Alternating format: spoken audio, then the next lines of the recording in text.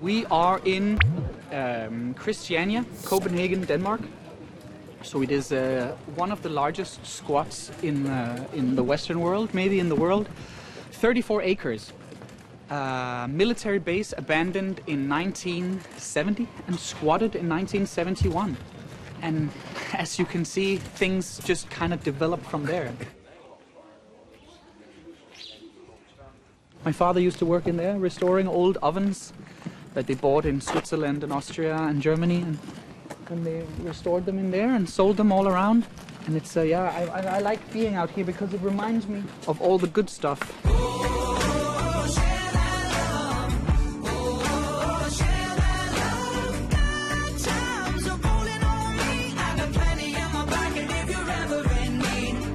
We came up with making this Share That Love cover as a mural.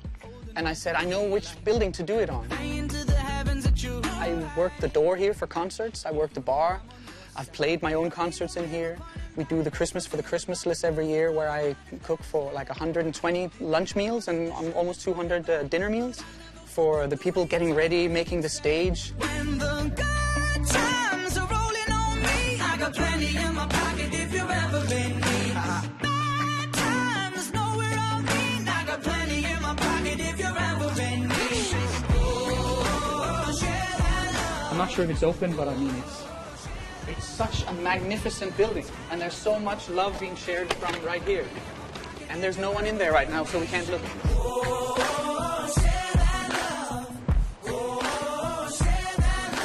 Skal jeg så ikke bare tage en af jeres telefoner, og så tager vi lige sådan en... Bum. Gør vi lige sådan her. Tak. Selv tak. Ha' en god dag. And just a little note, you just film this way and not film that way, and then we're safe. Right here, we have the only hard drug-free, illegal soft drugs market. It's always the tricky part, filming in the Pusher Street. Yeah. And you can see how calm and peaceful it is until the police arrive. Oh, yes. Yeah, I like going down here because it's no photo. It makes it good for me. Yeah, I understand. And here we have the kindergarten and the creche also. This is a pretty idyllic place for children to grow up. That's what it's always like from the Pusher Street and all the chaos. That's what everyone's saying. Like, oh, but you grew up here with like the police and there was pushers, but like, yeah, but there was this. Remember asking both my mom and dad why we never traveled to exotic lands. We only ever really visit friends. Nothing to tell when the summer ends. We never really went buying clothes. Folks were passing on the stuff in plenty loads.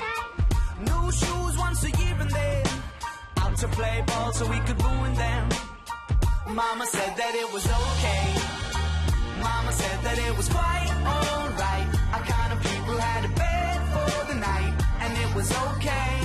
When you're here, there's a lot of fun things to do as a kid, and you get to know everybody. And like, yeah, we used to have these little, like almost a competition for where to eat dinner, like whose parents were cooking what we would like to eat the most. Then you just call and say, oh, we're eating here or we're eating there. And like I know which place I'm from. I know my home. When I'm in doubt and struggling, that's where I go. An old friend can give advice when new friends only know a half story. That's why I always keep them tight. That's why I'm okay. I said I'm okay. You know what my mama said? You know what she told me? My mama said that it was okay. I also have friends who grew up out here who had a really, really rough childhood. I know probably more from the city that had a really, really rough childhood.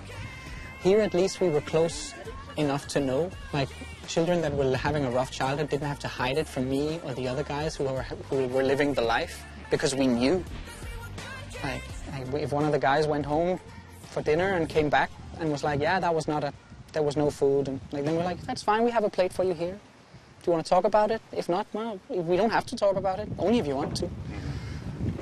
Like, creates a special friendship. Like, we're still 14 boys who went to the same kindergarten that talk to each other, and our kids play, and we have our Christmas lunches. And you're still one of the guys. It doesn't matter that you became this Danish pop star. But everybody got a job now, right? Yeah. Not a damn thing changed. All the boys that grew up back to back still do the same things. Now they're rewarding our records, but we still do the same things. I'm just spitting words out my mouth. I made it, I still don't know how. Damn it, my stage show can light up the clouds. Now I'm gonna blow it until I go out. Bring it, not a damn thing changed. Not a Damn Thing Changed was also shot. That was a quite intense video. Yeah. Whenever we shoot in Christiania, people just show up. For Not a Damn Thing Changed, it was a little more specific. All the guys that walked out of the church and all the clips, they're all people that I've known most of my life. We're basically doing a song-umentary, because it's like most of your songs are so personal and about your life and about this place. Yeah. It's like a song-umentary. We can go through some songs. That's my bathroom when I was a kid. We had no shower until I was like 6 or 7 years old. Let's see if any of the guys are in. Oi, Graham! We missed that place. Looking good! It's Lukas. Not a damn thing changed. Got my team from day one, there's not one I could replace. Staying true to the way I grew up, how we were raised. My boys, they go in and go out. I'm just spitting words out my mouth. So far away, but I still make them proud. Damn it, I hope we all make it somehow. Bring it, not a damn thing changed. Looking good, man. New cubicles, eh? Yeah, for 5, Jesus. Graham and I, we used to work here on Thursdays and Sundays. Well, Graham worked and I sat and looked at him. No, Lukas sat and practiced acoustics of the tiled walls and wrote lyrics on pieces of tissue paper. What we practiced the most was like oven baking vegetables in the sauna oven. Oh yeah. That was lunch, basically. Baked potatoes. That was the nice part of the job. Plus the free sauna after closing. That was the really nice part of the job. Cleaning was like the only real work part of it, I guess. The rest was really nice hanging out. All your friends would come by to have their shower. Not a damn thing changed. Have a good one, yeah, lads? Won't forget where I'm from, but for me there's just one way. Graham, take care of ya. Habit of beating the goals that we once made. I got a few records to break. I know we all got what it takes. The team is the team, same as back in the day. The team is the team, same as back in the day. Not a damn thing changed. Everything changes. If I wanted to turn back, it's already too late. And that's like the pun in the song is that you're singing Not a Damn Thing Changed while you're talking about all this stuff that changed. So I still think that's the biggest piece of art. Well, the biggest piece of art that I've done is Not a Damn Thing Changed.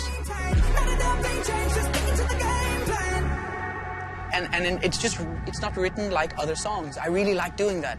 I also like writing classic pop songs like Love Someone or Mama Said. But there's something about writing what other people aren't writing right now. That's more fun, more challenging in a sense. Like, I've been writing like poetry and lyrics since I was 12 and songs since I was 20, rap music since I was like 15, 16. So it's like, you get bored with the form. Yeah. You want to flip it. I only got you in my stories, and you know I tell them right. I remember you and I when I'm awake at night. So give it up for fallen glory. I never got to say goodbye. I wish I could ask for just a bit more time. When I was younger, I didn't like being called an artist. I thought of myself more as an entertainer. And then after my father died, I started writing different types of songs, and I started writing a lot of songs that weren't for anyone else than me. Sometimes the songs that I write purely for myself are the ones that become the biggest. Yeah. And that's like it's a fun twist on egocentrism sometimes. That when you make it super, super personal, everyone can understand it. Yeah. And when you try to make everybody understand it, it becomes a little bit vague. Every step I take, you used to lead the way. Now I'm terrified to face it on my own. You're not there to celebrate the man that you made. You're not there to share in my success and mistakes. Is it fair? You'll never know the person I'll be. You're not there with me. My father was such a special person in Christiania because he booked so many music concerts. Yeah, and over here is actually my dad's on the wall here. These are the legends that used to come here a lot that are gone. That's my father there. But did your music change after the death of your father? For a while, I wrote a lot of very, very sad songs. I didn't release them all. But yeah, I think big tragedies should change us. Artists or not. Sometimes you have this discussion with people that talk about change as something negative, instead of embracing change as something inevitable and something that we can and should use.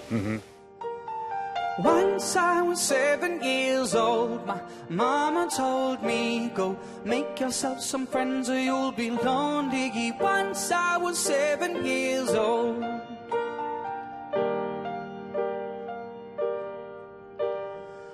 It was a big, big world, but we thought we were bigger, pushing each other to the limits. We were learning quicker.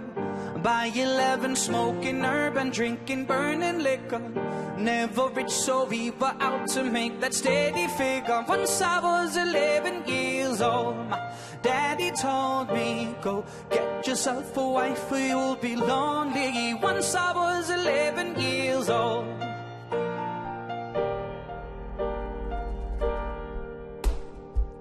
I always had that dream like my daddy before me. So I started writing songs, I started writing stories. Something about this glory just always seemed to bore me, 'cause only those I really love will ever really know me. Once I was 20 years old, my story got told before the morning sun when life was lonely.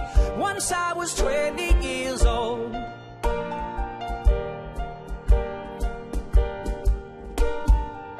I only see my goals, I don't believe in failure, 'cause I know the smallest voices, they can make it major. I got my boys with me, at least those in favor. And if we don't meet before I leave, I hope I'll see you later. Once I was 20 years old, my story got told. I was writing about all the things I saw before me. Once I was 20 years old.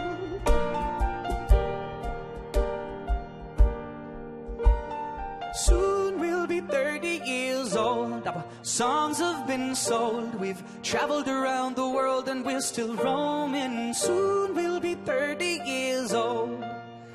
It's a little late for that. I'm still learning about life. My woman brought children for me, so I can sing them all my songs and I can tell them stories. Most of my boys are with me, some are still out seeking glory. Some I had to leave behind, my brother, I'm still savvy. Soon I'll be 60 years old. My daddy got 61. Remember life and then your life becomes a better one. I made a man so happy when I wrote a letter once. I hope my children come and visit once or twice a month. Soon I'll be 60 years old. Will I think the world is cold, or will I have a land of children who can warm me? Soon I'll be 60 years old. Come on, low stick. Soon I'll be 60 years old. Will I think the world is cold, or will I have a land of children who can warm me?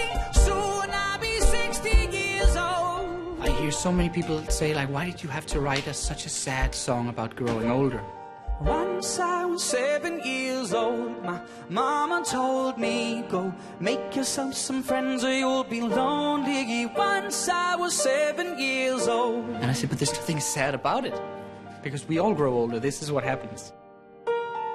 Once I was 7 years old. And you remember some of the milestones in your life.